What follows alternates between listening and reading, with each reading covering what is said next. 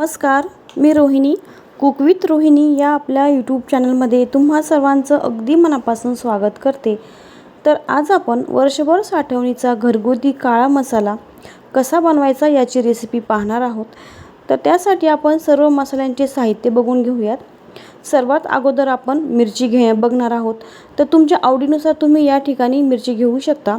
या ठिकाणी मी फक्त एकच प्रकारची मिरची घेतलेली आहे, लवंगी मिरची मी 1 किलो घेतलेली आहे आणि व्यवस्थित निवडून घेतलेली आहे, त्याचे देठ काढून घेतलेले आहेत. या ठिकाणी तुम्ही अर्धा किलो लवंगी मिरची किंवा अर्धा किलो बेडगी मिरचीसुद्धा घेऊ शकता.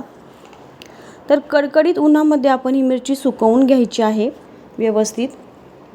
यानंतर आता आपण खडे मसाले पाहूयात. तर सर्वात अगोदर इथे आपण घेतलेलं आहे चक्री फूल. तर चक्री फुलाच्या मी अशा पद्धतीने पाकळ्या करून घेतलेल्या आहेत, जेणेकरून मसाला भाजण्यासाठी आपल्याला सोपं जाईल आणि व्यवस्थित मसाले भाजले जातील. त्यासाठी मी इथे 10 ग्रॅम म्हणजेच 10 ग्रॅममध्ये आपले 3 चक्री फुलं आले होते. तर त्या चक्री फुलाचे मी इथे पाकळ्या करून घेतलेल्या आहेत. तर हे आहे त्रिफळा, हे सुद्धा मी 10 ग्रॅम घेतलेलं आहे. बघा, अशा पद्धतीने त्रिफळा असतं आणि त्यामध्ये जे बी असतं गोल ते या ठिकाणी मी काढून घेतलेलं आहे. ते जे बी आहे ते जर तुम्ही वापरलं तर मसाल्याची चव थोडीशी कडसर लागू शकते, त्यामुळे ते बी काढायचं असतं. या ठिकाणी घेतलेलं आहे मी 10 ग्रॅम दगडफूल. तर 5 ग्रॅम घेतलेलं आहे शहाजिरं आणि साधं जिरं जे आहे ते मी 10 ग्रॅम घेतलेलं आहे.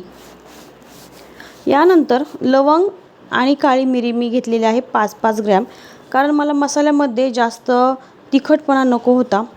काळी मिरी जर जास्त वापरली तर मसाल्याचा तिखटपणा जास्त वाढतो आणि ॲसिडिटी किंवा छातीमध्ये जळजळसुद्धा त्याने होते. त्यामुळे ते मी 5 ग्रॅम लवंग आणि 5 ग्रॅम काळी मिरी घेतलेली आहे. अशा पद्धतीने तुम्हाला जर 10-10 ग्रॅम घ्यायचं असेल तर तुम्ही या ठिकाणी त्या मसाल्याचं प्रमाण वाढवू शकता. व्यवस्थित निवडून आपण हे सर्व मसाले घेतलेले आहेत. तर या ठिकाणी बघा, हिरवी वेलची घेतलेली आहे मी 5 ग्रॅम. त्यानंतर मसाला वेलची घेतलेली आहे मी 5 ग्रॅम. एक जायफळ घेतलेलं आहे मीडियम साईजचं आणि एक घेतलेले आहे रामपत्री. तर या ठिकाणी मी जायपत्रीसुद्धा घेतलेली आहे, पण दाखवण्याचं विसरली आहे. तर 5 ग्रॅम रामपत्री आणि 5 ग्रॅम जायपत्री अशी घेतलेली आहे. 10 ग्रॅम इथे पांढरे तीळ घेतलेले आहेत. या ठिकाणी तुम्ही गावरान तीळ देखील वापरू शकता. 10 ग्रॅम खसखस आणि 10 ग्रॅम मी बडीशेप घेतलेली आहे.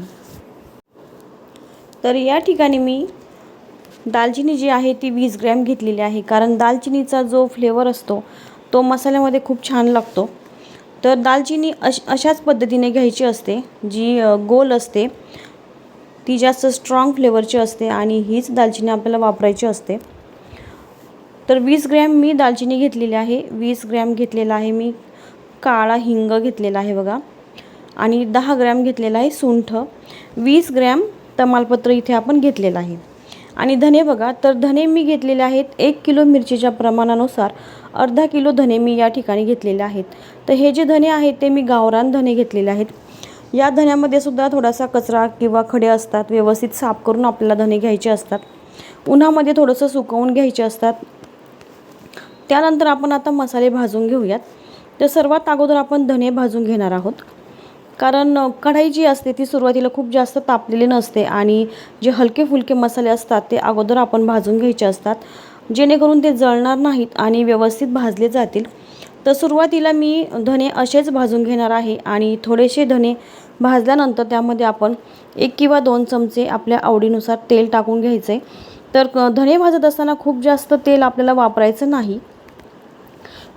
जास्त तेल जर आपण मसाल्यामध्ये वापरलं तर मसाला कुटताना तो व्यवस्थित बारीक होत नाही. त्यामुळे आपण या ठिकाणी फक्त 2 चमचेच तेल वापरलेलं आहे धने भाजण्यासाठी.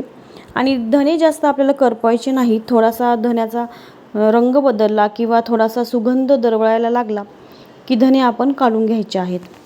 धने भाजत असताना कंटिन्यू आपल्याला हलवायचं आहे, जेणेकरून धने व्यवस्थित भाजले जातील.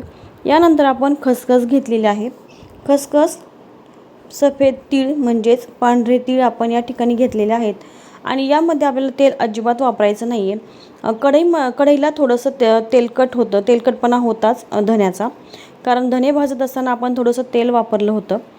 तर खसखस आणि तीळ आपल्याला असेच भाजून घ्यायचे आहेत. यानंतर आपण काय केलं आहे, जायपत्री, रामपत्री, मसाला वेलची हे सर्व आपण भाजून घेणार आहोत.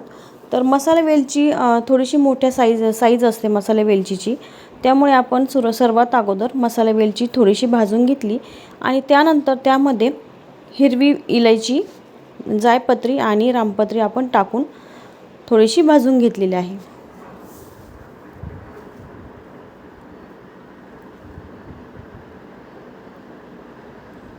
व्यवस्थित भाजून झाल्यानंतर ज्या भांड्यामध्ये आपण धने काढलेले आहेत त्याच भांड्यामध्ये आपण हे मसाले काढून घ्यायचे आहेत.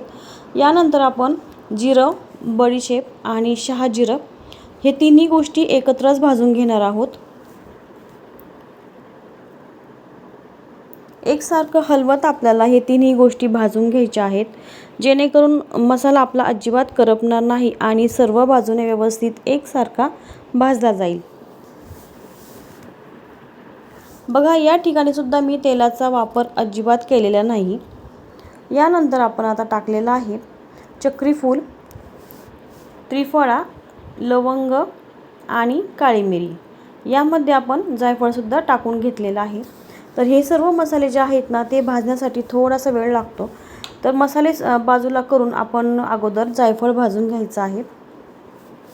अशा पद्धतीने मधोमध मी जायफळ ठेवून घेतलं आणि त्यामध्ये थोडंसं तेल टाकून भाजून घेतलेलं आहे.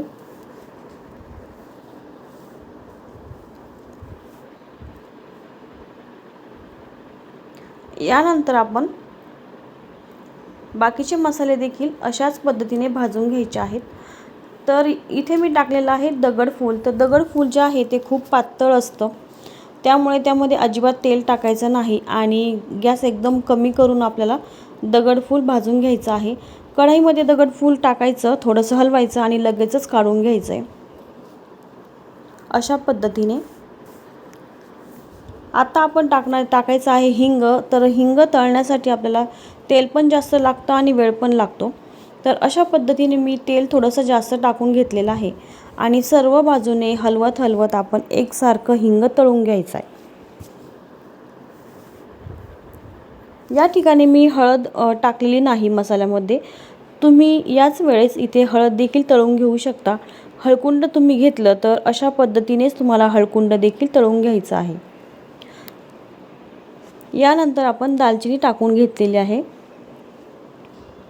दालचिनी भाजायला देखील थोडासा वेळ लागतो. तर अशा पद्धतीने मी दालचिनी देखील भाजून घेतली. सर्व मसाले भाजत असताना आपल्याला कंटिन्यू ते हलवायचे आहेत, जेणेकरून ते सर्व बाजूला एकसारखे भाजले जातील. मसाले भाजत असताना आपल्याला गॅसच्या फ्लेमकडे सुद्धा लक्ष द्यायचं आहे. जास्त फास्ट गॅस जर केला तर मसाले नुसते जळतील, व्यवस्थित भाजणार नाहीत. तर कमी गॅस करून किंवा मीडियम फ्लेम ठेवून आपल्याला मसाले भाजून घ्यायचे आहेत.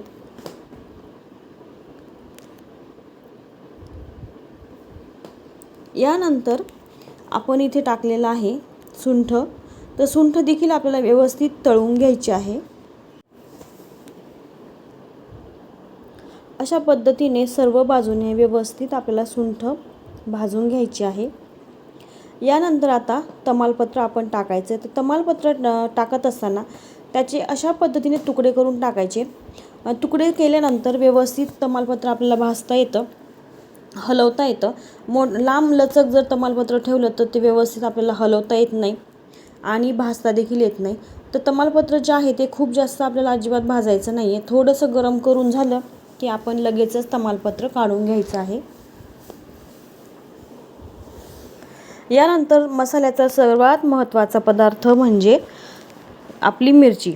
तर मिरची आपण थोडी थोडी करून भाजून घ्यायची आहे. यामध्ये थोडंसं तेल टाकायचं आणि मिरची एकसारखी आपल्याला कमी गॅसवर भाजून घ्यायची आहे. मिरची भाजत असताना नाकाला रुमाल आपल्याला लावावाच लागतो. मिरची भाजत असताना खूप जास्त ठसका होतो आणि त्याने आपल्याला त्रास होऊ शकतो. त्यामुळे आपण ही एक काळजी मसाला भाजत असताना घ्यायची आहे। याच पद्धतीने सर्व मिरच्या बघा अशा पद्धतीने मी भाजून घेतलेल्या आहेत। बाकीचा सर्व मसाला आणि मिरच्या इथे भाजून झालेल्या आहेत। तर थंड झाल्यावर आपण मिरची कांडपमधून सर्व मसाला कुटून आणलेला आहे। तर बघा अशा पद्धतीने आपल्याला आपला घरगुती साठवणीचा वर्षभर काय 2 वर्षसुद्धा टिकेल असा मसाला इथे आपण तयार करून घेतलेला आहे। आजचा व्हिडिओ जर तुम्हाला आवडला असेल तर व्हिडिओला लाईक करा। त्याचबरोबर जर तुम्ही चॅनलवर नवीन असाल तर चॅनलला नक्की सबस्क्राईब करा। पुन्हा भेटूया नवीन व्हिडिओसोबत।